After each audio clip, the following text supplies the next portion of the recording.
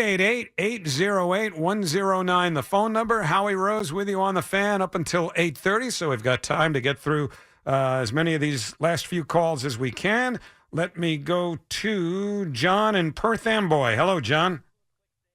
Howie, first and foremost, congratulations. 50 years is nothing to, scratch about. I'm a diehard Met fan, longtime Ranger fan. You have been the soundtrack of many summers, and it's probably one of the big reasons why I got into broadcasting in the first place. I've been a broadcaster for about 11 years now, and I'm still trying to go up. So first of all, thank you. Just a couple of quick things, because I know you're pressed for time. First and foremost, what advice would you give someone who is still trudging in the business of sports broadcasting, trying to get their break, especially whether it's in baseball or in hockey, because I've done a bit of both?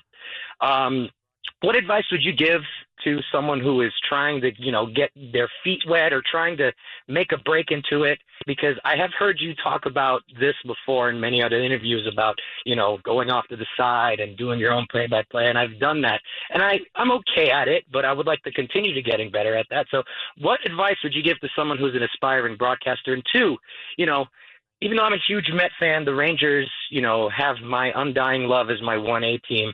With the way the team that is currently constructed right now, whether it's this year, next year, or the following year, because I know you still follow, do you think these guys have a legitimate chance, compared to either, the years when you used to watch back in the 70s and 80s, or, some of the teams after the 94 team, or even in like the mid-2000s? Do you think that they have a chance within the next couple of years? Well, I think so, but remember, they're up against the cap, and the moves that Chris Drury can make are somewhat limited because you've got to get awfully creative when you're where they are as far as the cap is concerned. But, let me just go back real quickly to where are you at as far as being an aspiring broadcaster? Have you done any professional work yet?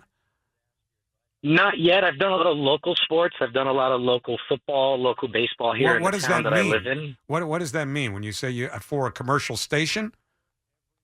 No, just for the local access channel that I work for here, so it does get broadcasted.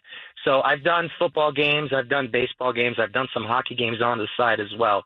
So I just wanted to ask your advice on how to, possibly continue to make a dent. The best thing you could do at that level is get the best tape together that you can and scour every market. Send as many, now they're files, of course, as opposed to actually physically taking a cassette and putting it into the mail. But you need to scour every market that you can, getting those files out to every team in every league in every sport that you have an interest in working in, and hope for the best, because it's kind of it's a lot like acting. There's no set formula for it. There's a lot of luck and a lot of timing involved. But here's hoping that it'll work out for you.